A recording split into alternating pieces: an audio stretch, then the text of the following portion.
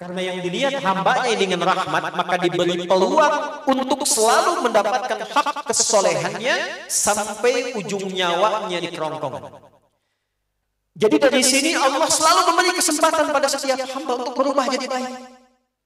Sekalipun pernah berbuat salah, tidak ada yang sempurna. Sepanjang dia manusia, pasti pernah berbuat salah. Semua orang yang pernah hidup, pernah berbuat salah, selalu punya kesempatan kembali menjadi saleh. Allahu Rabbi wal Islam dini wa Muhammadan Rasulullah. Siapa yang pengen masuk surga? Angkat tangan. Nah, dah turunkan. Sekarang saya katakan lagi ya Bu ya. Nah, surga itu pintunya kematian. Antum kalau nggak meninggal ya nggak masuk. Sekarang saya tanya balik, siapa yang mau meninggal? Angkat tangan.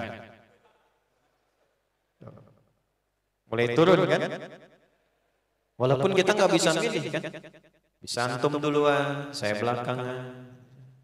Atau ditukar, saya belakangan, antum duluan. Sangat mungkin terjadi. Nah sekarang kalau sudah ada kesadaran setidaknya mau kemana, dan kita sadar suatu saat akan ditinggalkan, maka yang pertama bagaimana menghapus yang ini dulu, yang salah. Inilah bijak dan sempurnanya rahmat Allah kepada setiap hambanya. Ingat baik-baik ini ya. Dan ini menjadi hal yang sekarang saya sering viralkan. Allah itu saking rahmannya kepada hambanya, itu selalu melihat hambanya dengan tatapan rahmat. Karena yang dilihat hambanya dengan rahmat, maka diberi peluang untuk selalu mendapatkan hak kesolehannya sampai ujung nyawanya di kerongkongan. Ingat itu. Jadi dari sini Allah selalu memberi kesempatan pada setiap hamba untuk berubah jadi baik sampai nyawa di kerongkongan. Anda kenal Fir'aun? Ayo bilang kenal. Baca dalam referensi manapun, silahkan cek.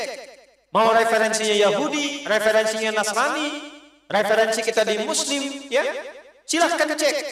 Sudah diviralkan semuka bumi, termasuk orang yang paling kontroversial dan memiliki perilaku penyimpangan yang sangat luar biasa dahsyat, itu Fir'aun. Ngaku Tuhan. Ana rabbukumul a'la. Saya Tuhan kalian yang paling hebat. Hobi bunuh orang. Ya, maaf. Perempuan dibiarkan, laki-laki lahir dieksekusi. Perhatikan cara mengeksekusinya. Yudzabbihuna abna'akum. Al-Baqarah ayat 49. Itu kalau lahir laki-laki, jadi ada intel yang menunggui setiap ibu yang mengandung. Kalau lahir laki-laki, itu langsung dibawa dari hadapan ibu yang baru melahirkannya, dilempar anaknya ke tanah, digorok berulang-ulang di hadapan ibu yang baru melahirkannya. Menggorok berulang-ulang dengan menjatuhkan terlebih dahulu Fir'aun. Tapi perhatikan, sepanjang masih punya kehidupan dan nyawanya belum sampai ke kerongkongan, yang paling luar biasa masih diberikan haknya dengan keadilan Allah Subhanahu wa ta'ala. Bahkan ditugaskan dua nabi sekaligus, Musa dan Harun. Buka Quran surah 20 Taha ayat 43 sampai 44. Idhaba ila fir'auna innahu tagha faqula lahu qawlan layyina la'allahu yatadhakkaru aw yakhsha. Musa dan Harun, pergilah sekarang engkau berangkat dakwahi Fir'aun.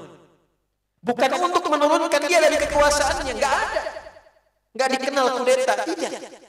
Tapi untuk mengingatkan supaya dia kembali pada jalan kebaikan, sehingga ketika dia tetap menempati posisinya, semua kebijakannya menjadi baik. Dan dahsyatnya, katakan dakwahi Fir'aun itu dengan lemah lembut. Mungkin dengan kelembutan kata-kata yang baik itu, dia menjadi turun kerasnya, sadar dia, ingat Allah, berubah lebih baik.